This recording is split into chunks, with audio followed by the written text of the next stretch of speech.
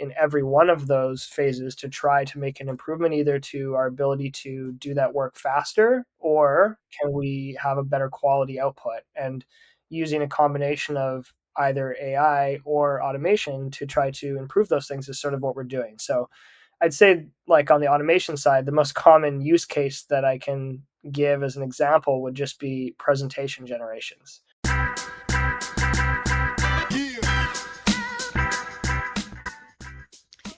Welcome back to a new episode of Experiment Nations podcast. I'm your host, Charlotte Bamford, and along with me today is a very special guest. His name is Mike St Laurent, and he is the managing director of conversion.com. So, Mike, do you want to introduce yourself further to the audience? Sure. Thanks for having me, first of all. So my name is Mike, and I'm the managing director of Conversion North America, the agency. And a little bit about myself is I grew up in Vancouver, Canada, where I still live today and where we have one of our offices. Um, and I think I guess the most interesting way about how I got into the space was just initially through education. Like when I went to university, was studying psychology and Wow. some economics is like the two fields that I was interested in, and sort of wasn't able to decide which one to go into. And then ultimately, I ended up taking a marketing course, and that kind of was like the real catalyst that changed everything for me. That uh, it sort of was like the aha moment that marketing really is the combination of psychology and economics together. That's And true. Yeah. um, yeah, so from that point forward, I completely switched, went deeper into marketing, and sought out the right marketing school for me, and then went and completed my education doing that. And that was I think the first turning point for me that got me closer to the space. And then out the end of that, I eventually did a few internships and tried out a few different marketing agencies for brief stints of time, and then eventually found Conversion, where I still work and have been there for the last 10 years. Oh, wow. That's been a long time. So you didn't really go to experimentation right away. It has, like, marketing has a lot of umbrellas. So you did like SEO or something like that, just more on the Yeah, sense of advertising, and then went to experimentation. yeah, a little bit in like events. I tried for a bit, which I was Oh, terrible at, and then yeah, just like a classic advertising agencies, and then yeah, eventually I when I saw the website initially, and I thought, this is I was almost in shock of like, how has more people not thought of this as a something that's important for businesses to do. And it was so clear to me back in like 2014. I was like, this is the field I have to go into, and I oh really wow. feel like this is going to become a very, very prominent part of business, and I want to try to be part of creating that. So that was initially what got me in there. Wow, that's actually pretty big. Wow. That's interesting because yeah, most people in the experimentation field probably have the same, pathway to the experimentation. Anyway, conversion.com, big agency, and I'm pretty sure you guys have huge projects, like large scale projects. So I want to go into that and dig deeper on how it is with large scale testing projects.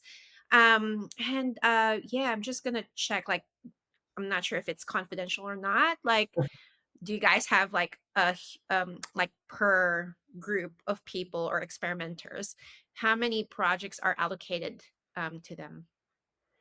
Well, that varies dramatically, I would say. I guess just to give a little bit of background on Conversion, like we are, I think, one of, if not the biggest agency in the world doing testing. So Yeah. we're well over 100 people dedicated just to experimentation, and just to give a sense of scale, like I'd say any day of the week we have over 500 experiments in production simultaneously that Huge. are being Yeah. worked on, either in like strategy, design, development, live analysis, um, all sorts of things. So for a company like ours, we are more of a low volume amount of clients, but work with generally like larger projects in the market, Mm, typically skewing towards enterprise companies. And so I think we might only have 20 or 30 customers at a time, but then some of those customers will be companies that are just starting, and they may be small, and someone might be on, to your question, like 3 or 4 different accounts at once. But then we also have accounts that are multi-million-dollar annual retainers, and they're like massive testing investments that have tons of staff, they have infrastructure, they have processes, and those are huge, which will sometimes have 10 people on one account, not even like one person on 10 accounts. It's like the opposite. Oh, wow. Wow. So, just because I've been to and I've spoken to a few people who have, like, the small, medium size scale testing, but I'm actually quite curious. I'm pretty sure that all the audience right there out there is curious as well on what's involved in like the multi-million dollar retainer fees and the large scale testing. This is Romo Santiago from Experiment Nation. Every week we share interviews with and conference sessions by our favorite conversion rate optimizers from around the world. So if you like this video, smash that like button and consider subscribing. It helps us a bunch. Now back to the episode. Yeah, it's a bit of a black box because not everyone gets exposure to it. So it's always interesting to talk about. I think Sure. there's really just like so much. I Yeah. think that you can imagine, for starters, that a huge piece of it is just running more tests, and so that's a massive piece. Is that companies that have that level of traffic, like you think the Fortune 10, Fortune 100 sized companies that they have tens of millions of visits a month, the velocity ability to run Mhm. tests goes way up, and so right, a huge portion of what goes into that is just high volume. And so, right, that'll be scaling up from 3 4 tests a month to 5 tests a month to 10 tests a month to 20, and just increasing the velocity of that work. Yeah. And that's one piece of it, and I think that's the piece that's easier for people to understand, because if you're working at a smaller scale, that's what you're doing, right? You're running Sure. experiments. But then the unique piece that kicks in when you're starting to think about a large testing agency is that, or a large testing company, is that there's a whole piece of like organizational behavior and organizational design that goes into it. And so I like to think of it as kind of, there's 2 levels. That there's the upper level, which is really about how you design a testing program, which is like an operational system that's Mm, installed in that business. And then the other half is the actual production of how are you creating and making experiments. mm, Um, and so some of these questions are like, where should testing even fit in an organization? If you're investing multiple $1 million into running tests effectively, and you have an organization with tens of millions of visitors, and you have thousands of employees, right? It's not just like that's just a CRO person. There's mm. designers, product analysts, there's Sure. all of these different, departments that have to Mm, touch that. And, even the question of such a simple one, like who should even own testing? Like, should it be in product, or should it be in marketing, or should yep. it be in analytics? Huge one. Yes. Should it be in engineering? And so we really encounter and have to work with the customer to sort of decide where is the best place to put this. And then Mm, even working on like what kind of roles and staff should you hire, what kind of processes should exist, what kind of documentation, your technology stack. And there's sort of all of these uh, they're like the operating moving system parts. of Yeah. what goes into testing that Mm. is the piece that's different to what people might be used to. Oh, interesting. So, how do you guys initiate this process? Now, this client, let's say, like I have this, X amount of visitors per month. This is my budget. How do you guys start? Yeah, so the first step is just understanding the goals of the business. That I think is always a good place to start for any sort of question like this, is just what are they looking to do, and to what scale are they looking to get to? Because testing is not a one size fits all. Like there's, Sure. this is the way you should do it. There's a ton of different use cases for doing experimentation, and for some companies, that's just that they want to drive revenue growth and increase their conversion rate, like a classic objective. Sure. And for others, it might be that they're doing an entire redesign, and they want to use testing as a way to like de-risk different choices that they're making in their Sure. redesign. Mm-mm. Sometimes that we have companies that are wanting to launch an entire new product line or an entire new business. and they Mm, want to actually use testing to test the market and see what people respond to and start to build new funnels and use it as like an innovation platform. And so that's really the first step, is like, what is the goal? And that's going to determine sort of how to design a good system inside of that company that can answer questions for them. And we're also trying to get a sense of like, how much risk does this business, like, are they willing to take? Are they in a hyper growth startup mode that they mm, need to take a lot of risk and they're trying to find a position in the marketplace? Or are they like a super established blue chip enterprise and they have lots of market share and now they're just trying to squeeze more out of the position they're in? yeah. And those are going to be very, very different. So we try to gather that information and then be very intentional about designing a program that can be set up to meet those goals, and sort of like what kind of tactical KPIs we should be looking for. And then we go down to the second layer of like, well, let's build some tests to help reach the metrics here they're looking to solve. So I'm guessing that's how you develop this strategy as well, based on like what they need, what the goals are, what the objectives are, where they are in their types timeline of like, oh, whether they're established or not, and whether they're willing to take the risk. That's actually really interesting because yeah, uh, I think like most smaller scale businesses would be on the other end, where like I Mhm. just want my test to run, Yeah. and I want everything to win, while more like larger scale, I guess, would be like, okay, I just want to learn and understand the risk, some of the factors that's happening on the website or Yeah. any type of platform. Yeah. So in terms of like a tool or a framework, do you guys have a certain framework that you go with? And what are the criterias that you use to select that specific framework? Yeah. For tooling, I would say that because we're usually working with very established companies, that the technology stack is mostly determined Mm, already. And when you get up to a certain size of company, they're almost all using Adobe. um, is just sort of naturally where the market tends to go. yeah. Um, and so I think that, to some degree we'll do some tool influencing, but it depends on the case. So like if someone doesn't have a tool, then of course we'll start with doing some sort of parameter assessment of like, what are they looking for and what are all their Mm, criteria, and then go, shortlist some technologies that would work. And then on the framework side, I think it's like, it could be anything. Like, I think we try to create frameworks for all sorts of use cases, and I know that's true. there's lots of other great It's a companies, lot. Yeah.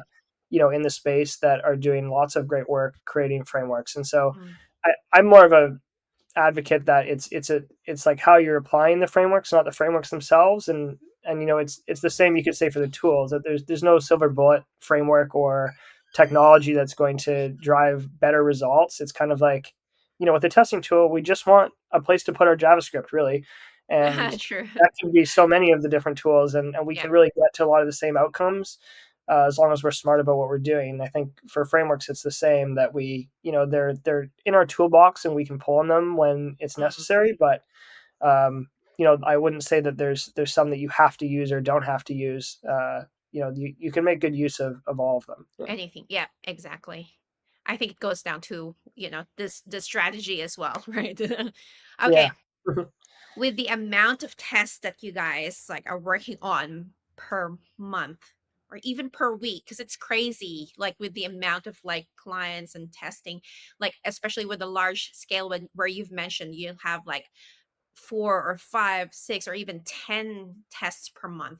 How do you prioritize? Because I'm pretty sure, like during the times where you guys are meeting together and ideating all these tests, wonderful tests, like I'm pretty sure you have like a huge amount of list that you would gather during that ideation, right?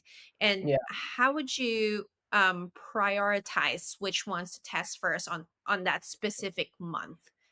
Yeah. So I'd say the first thing we do, which is sort of before a month period, but think at the beginning of a program or when we're designing where can we have the most impact, it's really Mm, to tackle this from like a mathematical business side, which is just, where is the money that's mm, being made through this yeah. website today? And starting with like the prioritization of, okay, there's the homepage is a certain revenue opportunity, the product detail page is a certain revenue opportunity, the cart or the checkout or the subscription page, and actually calculating those things based on all the past testing we've done. So we kind of have baselines of like what the impact could be, what the minimum detectable effects should be for those different areas, Mm, and just prioritize firstly just business impact wise, where are we going to be able to generate the most revenue for this company, and that's sort of the first test or first step.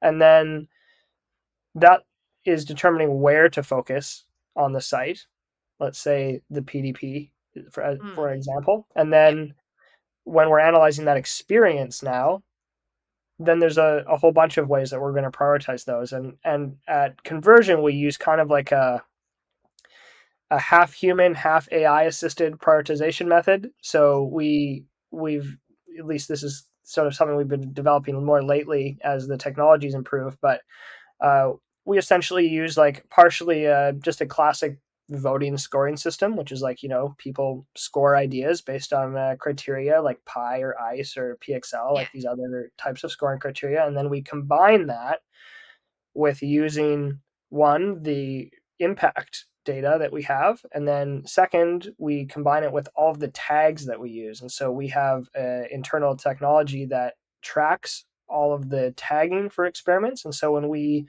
put ideas into a backlog, we're also going to tag them with like what kind of psychology principle might we be applying, or what kind of conversion lever are we applying, mm, what component are we testing on, is it B2B or B2C, what industry are they in, all of these variables help rank it. And so we then run all that through a machine learning model to try to have it estimate, if a certain combination of those things exist, can that lead to better, hypotheses and better test results. And I'd say that this is something under development, right? It's never going to be perfect, but we have at least a system that can kind of guess whether it's going to be a winner or a loser with like 60 to 65% accuracy today.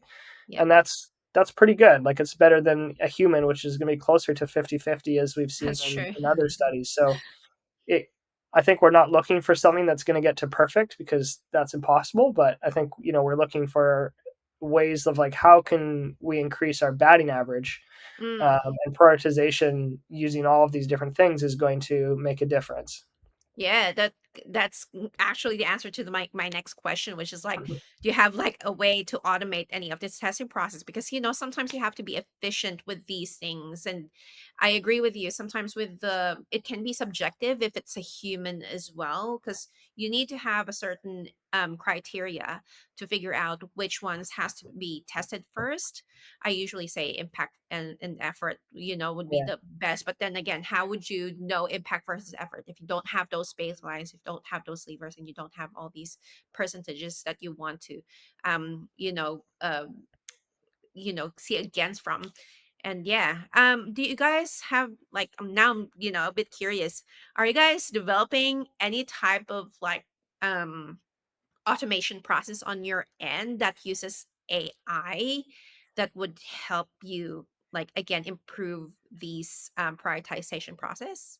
Yeah, I'd say that automation and AI are like two of the one for me, like personally interesting areas, and then Yes. also just for our whole team, I think that everyone's very bought in on trying to make advancements in this area, because I think that we at Conversion we like really hate doing routine things that are repetitive and maybe not providing the most value. And so we definitely look at our whole workflow and say, we have to go through a strategy phase, okay, and then we have to go through a prioritization and a design phase and a development phase and QA and live and some analysis. And that's basically the workflow, right? And so Mm, yeah. we then look at, okay, what could we do in every one of those phases to try to make an improvement, either to our ability to do that work faster, or Mm, can we have a better quality output? And using a combination of either AI or automation to try to improve those things is sort of what we're doing. So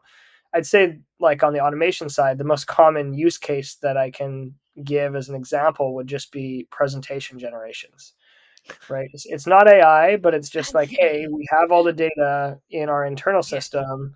We have a template. They pretty much always look the same. So why can't we just use the Google Slides API and pass the data through and just auto create our strategy presentations and our I results love it. That's amazing. and that's not even a super Yeah. complicated one. So it's like Yeah. just having the data in the system is the hard part, but then Yeah. hooking up an API to do that is certainly probably the most widely used form of automation we have. And then at Yeah. least that gets the deck like 90% done. Done. And Yeah. obviously it will never be perfect, and there's always like every test a little different. You want to customize it, but at least it gets you most of the way there. And now, rather than spend an hour putting a presentation together, we can spend 10 minutes on the presentation and 50 minutes making the strategy better. Mm, So on the automation side, that's probably the most common, but we certainly try to do lots of other things. um, amazing. and then to your second question around the AI side, I think this is an area that is obviously newer because the advancements have been humongous this year. uh, but I think that we're trying to develop prototypes for every one of those stages of the process, and Mm, some of them are closer to being practical than others, but it's kind of like, okay, well, even if we can't make something today, maybe we can at least set the groundwork in our data collection to make it so that later that might be helpful. And so I think it's a first I would say that I'm pretty pro AI, but I'm also very like pro human guided work with AI assistance, not it's true. AI replacing human work. And so every time that we're thinking and I'm thinking about designing solutions or products that can be helpful there, it's all about how can I integrate that into a human workflow that can be driven. And so just a couple of examples of like what I would think about is we could say, okay, if a normal part of the optimization process is to take a web page and perform an analysis of that page and like take a look at it and look for potential conversion barriers, right? Yeah. That's very standard activity. And we've been tracking that for 10 years in our database. And so we have pictures of pages and we have all of the different barrier points that might be there, and we have it written in standardized language. And so in theory, if all of that is there, then the question I would pose to our team is why can't we have an AI image related view, right? AI can Mm, read the images and we can feed it all of our history of all of the thousands of points we've done, and would it be capable of then identifying those things on a new experience, right? In theory, possible. And so those are yeah. the kind of that's like an example of something we're trying. Or maybe that we have 10 years of actual raw data from test results, and we also pair those with all of the insights that we've uncovered. And so in theory, if I gave it a new data set and I gave it a model for statistics of like here's how we analyze it, and then it looked at how we analyze thousands of past tests, could it take a first pass at creating an analysis? And so I think like we certainly have MVPs showing that you can get really close with that, and it's not Yeah. reliable enough that it can be used every day, but it's certainly a direction that I believe is possible to make a lot of progress on. And then rather than have a consultant spend hours trying to create the presentation and doing the basics, it's like, well, we could maybe process like 5 or 6 more interesting segments in that time and get a way deeper analysis out of the same period of time if we can fast forward through some of the things that can be That's skipped. actually very And interesting. Yeah. yeah, but it relies on the data being there and the history of having it to be able to do that. Yeah, yeah. Wow, wow. That's actually quite you've explained it really well, that it's good to have, because you already have all these amount of data, and usually what AI does is like it refers back to those historical data anyway. So it's good that you're thinking, wider term in terms of like integrating AI into the process. But have you found any challenges during the process of either integrating or just creating this MVPs on again, like putting that AI into your analysis part or your design part, or the creating the PowerPoints part? Yeah, it's by far what you said, which is having quality data is Yeah. the challenge. And so it it is really like a you garbage in, garbage out situation that if our tagging architecture has been poor for a period of time, we're getting lazy about the way that we're writing things in our Mm, analysis, and that's what is getting used, then our training model is no good. And so I probably, when our team is building these things, we're probably spending 80% of the time is on data quality, and only mm, 20% on it is actually building like AI based tools using the AI APIs. Like that part's actually quite easy. It's getting the data and getting all of the humans to put the data in consistently that is the challenge. yeah, So yeah. it's kind of funny that the robotic part is easy, but it's the the part that has to get everyone to put in the data that really is a challenge. Yeah. That's interesting. It's good to touch about AI every now and then because it is a big part now. I think moving forward, AI is going to be big in the future.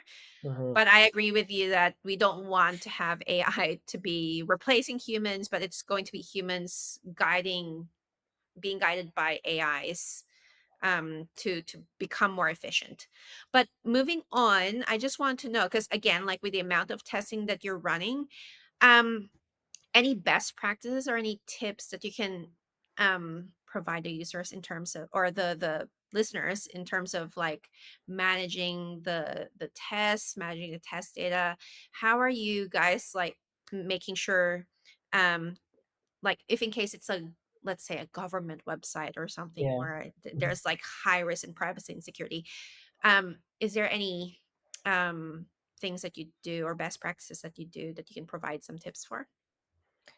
Yeah, I'd say that this is obviously super important, and we do work with a lot of large enterprises and many in like even the Fortune 10, and so those companies obviously have very strict data privacy regulations, True. and we are under scrutiny for that regularly. And so Mm, we certainly get vetted every time we get onboarded, and we have to hold a certain standard for what we do to handle any data that appears you know in our purview. And so we I'd say that mostly the ways that we're handling this is like it's a lot through restricting access. So mm, there are, cases, right, where, it's only on a need to access basis, or we have to do very strict archiving rules about like what we store, very strict about what we back up and what we don't back up.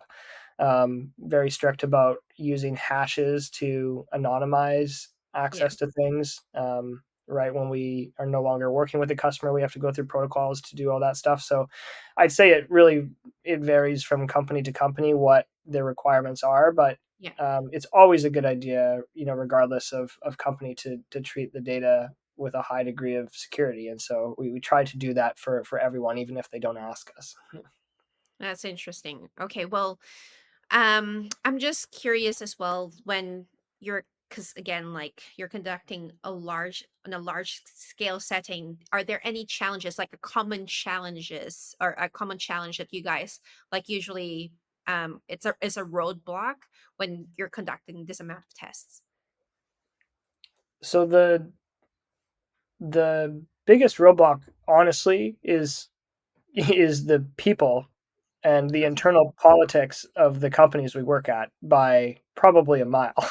I would say that technically there's always some roadblocks on the technical side, but technical roadblocks have answers, and once you answer them, they're just solved.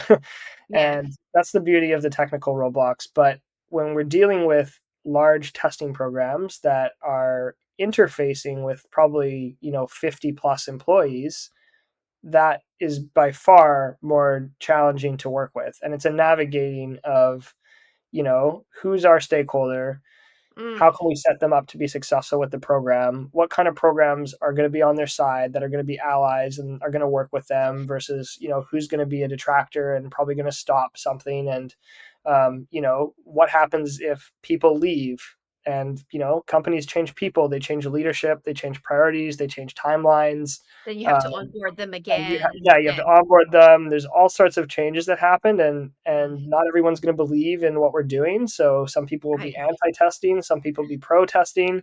And every time we do something, right, it's going to be that we'll launch a test that'll be make some team really happy, but it's going to make another team angry. And so Mm, really like juggling that is by far the biggest challenge at testing at a large scale is the people. Yeah. It does feel like a tug of war sometimes, like, Yeah. "Yes, no," and then the resources go to from one place to another. I Yeah. Yeah, I'm just curious, how would you address those type of, issues? Yeah. Like, again, like you've mentioned, time constraints, the deadline changes. "Oh, okay, now we have to launch it this week instead of next week," Budget limitations, and then, also, again, like I've just mentioned, resource allocations. Like, how do you address that with the stakeholders? The first thing is putting, I think, the right person to help. And so Mm, I think when we're hiring for our team and also for anyone who's looking for jobs in house, like you really do have to be a very skilled negotiator, mm, good persuader, have very good interpersonal skills and be able to succinctly sort of present your ideas. And that's a huge piece of, I think, what makes someone successful in those roles. And then to your question about constraints and budget limitations and resources, is that those are definitely challenges. And a lot of companies will think, at least they're testing a smaller scale, it's like, oh, I have those challenges because I'm small and we don't have enough resources. But the reality is that those challenges are there at every size company, even to the mm. biggest ones in the world. They are still suffering from budget limitations, resource allocation, and time Wow. constraints. Even on a Um, large scale testing program, there's oh still yeah, budget yeah, okay. Mm, right. Because like everyone in the nature of competition is trying to do as much as they can with the yeah. resources that they have, and those things never change if you have one person or you have 100 people. And so there's always going to be more ideas than you can execute on. Mm, And so I think like that's really the only solution to this is prioritization, right? It's focusing on that no company is ever going to be able to do all the things they want. And so we try to push that narrative that prioritization is the ultimate way to handle challenges with any of those things, that we want to place. We only get to place like 5 bets each month, and we want to make sure that when we're doing that, we're putting the best bets forward that we can. And that's going to come at the expense of other things that we're going to choose to say no to. But then we're going to use data to make good decisions based on those outcomes, and mm. lead us towards better bets in the future. And just trying to convince companies that that's a good philosophy for business is a huge part of the job. Yeah. Now, I think, like, I want to know then, how would you define a successful testing project? On a large scale setting, you said that you have your KPIs and all that, but how would you say that it's truly successful? Yeah, I'd say that honestly, the best indicator at the highest level is just that it leads to more testing. Mm, And I think that's really the simplest explanation, that I think that companies often will get tied up in sort of like a bad decision making cycle that's around opinion and gut feeling. And really mm, what we're kind of doing is like injecting an anecdote or a antidote into their bloodstream. And it's like, we start small and then we're trying to almost infect like the company with this new attitude of using data driven decision making as a I way agree. to make better choices. And so I love that our job answer. is really about like fanning the flame that we start, and Mm, helping our contacts and those teams build influence inside the organization, which naturally will lead to more testing. And that'll usually start in like maybe just a little marketing program where we're just running a couple tests a month, and then that might lead to like the design and product teams being interested, and then that might lead to the engineering team being interested, and then suddenly like more and more of the organization is testing, and that ultimately is the win, that those companies are going to perform better because they're going to make better choices on choice. average. And then it will also create better interfaces and experiences for users, which is a huge win. I agree. It also stops from, office politics in a way, because you have those Yeah. people like, oh, this is my subjective opinion, or this is like the general rule or something like that. But if you have like a company, like you said, influence with a data driven that does data driven decisions, then I think it's already a win by doing that. Yeah. I agree. Awesome. So thank you so much. But I just want to like, probably one of my last questions would be um any, you know what would your advice be for newcomers in this field? Yeah, I think that I think I'd first say like ask for help and become part of a community. And I think that Mm, like what Ramel and everyone at Experimentation is doing is a really great example. That there's Slack channels, there's LinkedIn groups, there's lots of support networks for anyone who really wants to get involved. And everyone that I've met in the industry is so nice and welcoming and willing to share that information. And I know I try to be when I'm asked as well. And so I think a lot of people are just afraid to ask or afraid to go make those connections. And I think that's mm, the first piece of advice is just to go do that. And you won't be let down by that. You'll find someone who will be willing to help you. And then my second piece would just be to follow people on LinkedIn. And there's such that's right. amazing, like brilliant people out there that are I agree. posting really, really interesting stuff. Like I've been working right 10 years at one of the highest end testing agencies out there, and I'm on LinkedIn every day and I'm exposed to something where I'm like, oh, that is so They're cool. really good. And Yeah. I'm like, I literally just bookmarked something like 2 minutes ago from someone. I'm like, oh, that's such an interesting take, I got to go dig into this. Yeah. And right, I'm still learning so much on that platform. And if I can still be learning after all this time, like so much every day, that that's a huge place to start to fast forward growth for anyone who's starting. So I would highly recommend that. There's a lot of bad advice on that platform, but there's also some brilliant people if you can figure out who they are. Yeah, that's true. I think you'd be able to figure them out if they're watching the Experimentations podcast, Exactly. right? Exactly. Any final thoughts you want to share about the things that you do, the large scale testing, the automation process, and AI? I think we pretty much covered it. I think just I think so. Yeah. keep testing and keep trying to make it as effective and efficient as possible. I think that's my goal, and I hope other people in the space are also trying to get better quality outcomes in less effort. And we keep sharing those together in the field, then we can push the whole industry forward, which I think is ultimately important. Awesome. And how can our listeners get in touch with you? I would be one of the nice people to follow on LinkedIn, I think. So There you yeah, go. that's the place I spend the most time. And if you want to shoot me a message, then that's the place to do it. Yeah. Awesome. So thank you so much, Mike, for being in our podcast. We are so honored to have you here. Yeah, so we're gonna say goodbye to our listeners and stay tuned for the next one. Okay, thanks for having me. This is Romo Santiago from Experiment Nation. Every week we share interviews with and conference sessions by our favorite conversion rate optimizers from around the world. So if you like this video, smash that like button and consider subscribing. It helps us a bunch. Now back to the episode.